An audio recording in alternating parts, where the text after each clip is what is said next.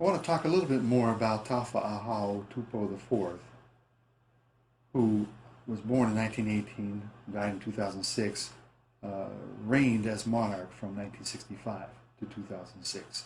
He was known as Tupou Toa during his years as crown prince. And while he was crown prince, while his mother Salote was the monarch of Tonga, he served successively first as Minister of Education and then as Prime Minister.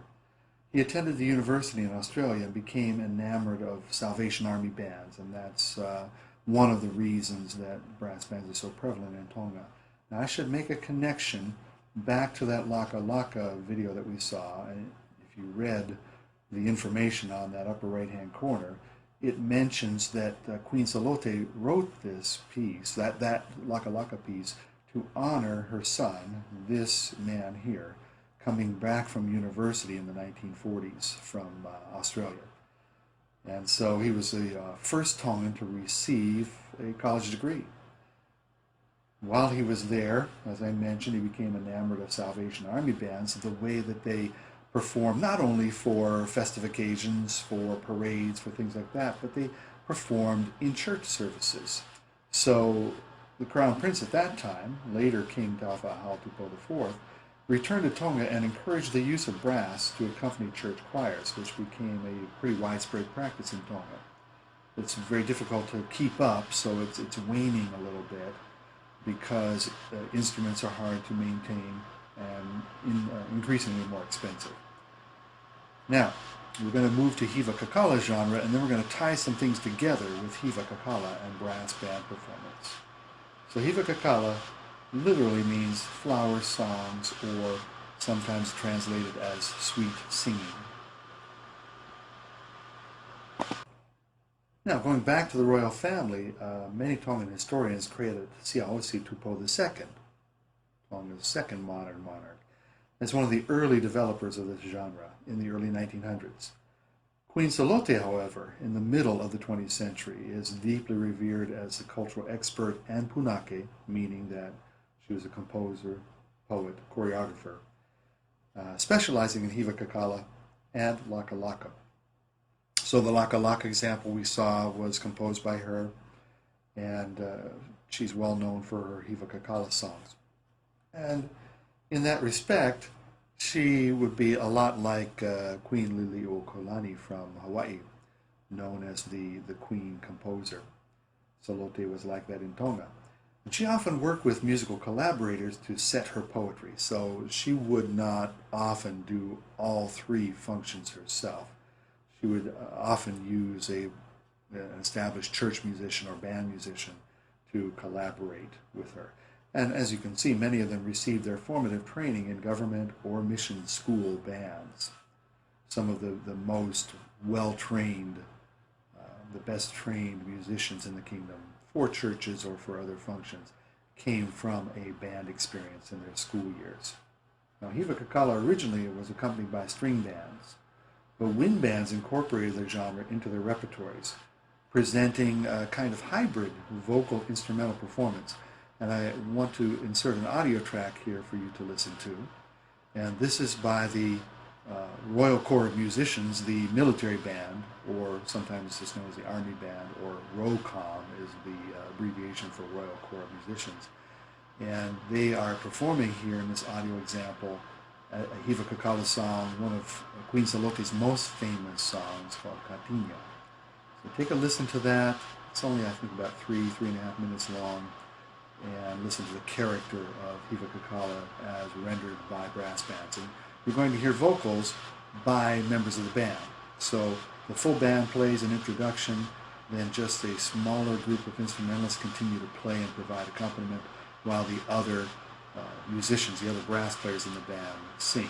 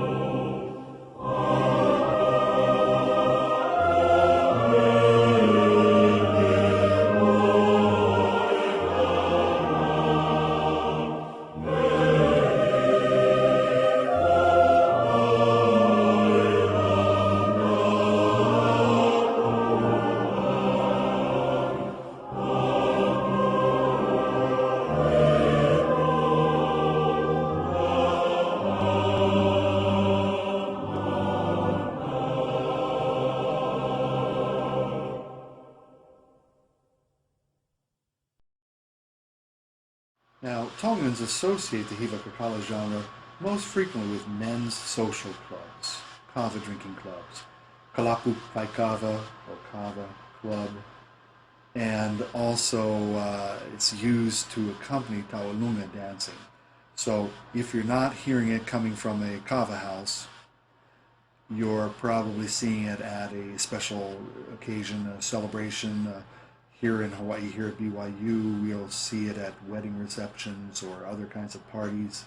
It will often have a fundraising function where people will come up and make donations based on the skill of the dancer. Here in this photo, you see a young woman dancing, and it looks like it's a kava club or perhaps even a church social hall kind of context. Now, because it was associated with male singing groups, it was easy for brass bands that were traditionally all male, and only relatively recently have females begun to play brass in Tonga. So it's easy for them to replicate the club's vocal practices. So instead of a string band, as you see in the photo here, we had brass and percussion from a military style of band, a brass band, accompanying the singers, and it made it even more energetic than a string band would be. And here's a musical example for you to look at. Musical example number 1, a Hiva Kakala.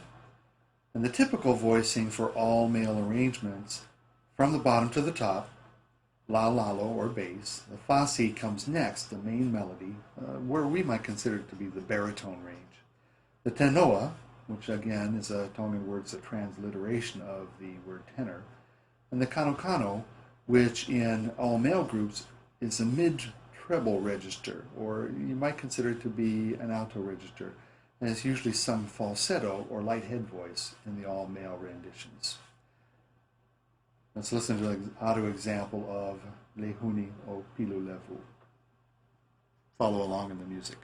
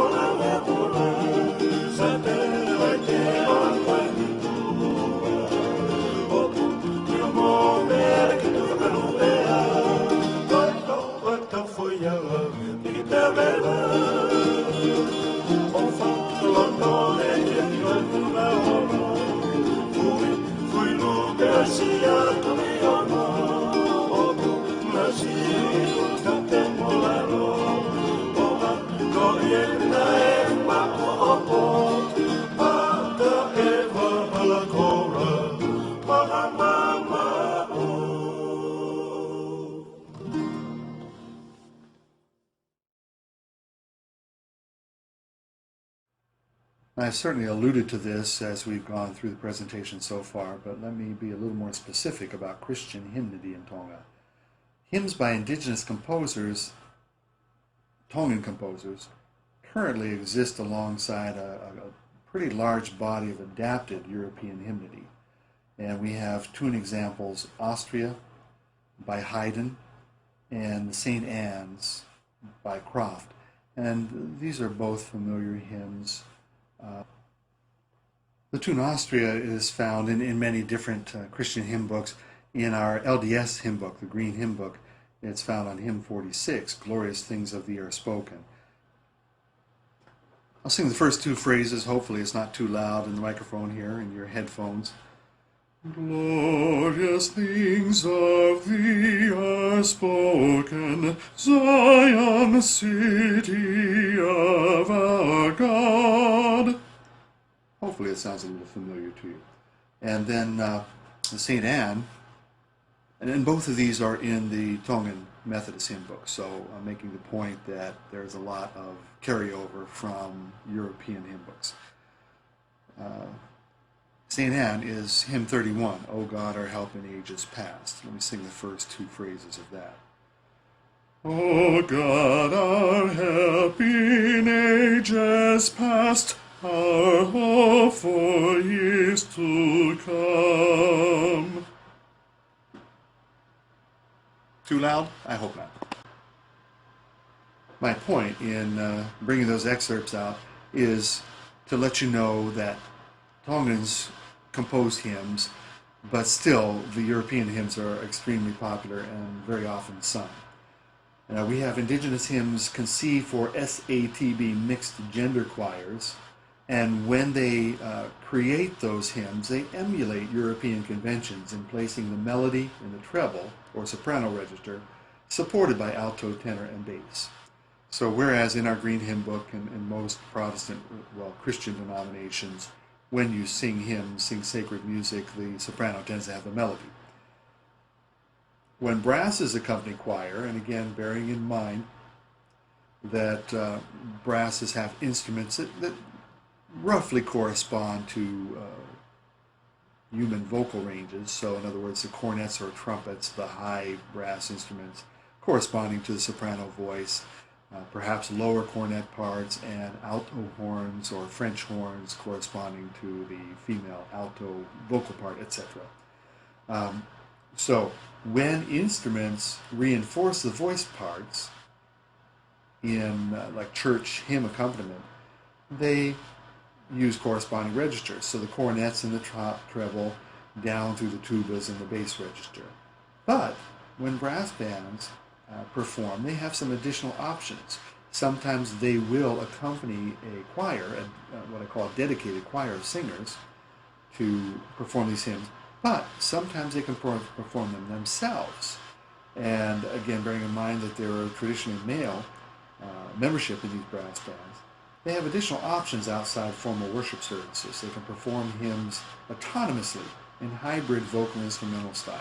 So they adapted practices of self-contained hiva kakala, as we have heard, and they apply them to a hymn context as well. And that can be for radio broadcasts, for recordings, for seasonal Christmas performances roving around the villages and towns.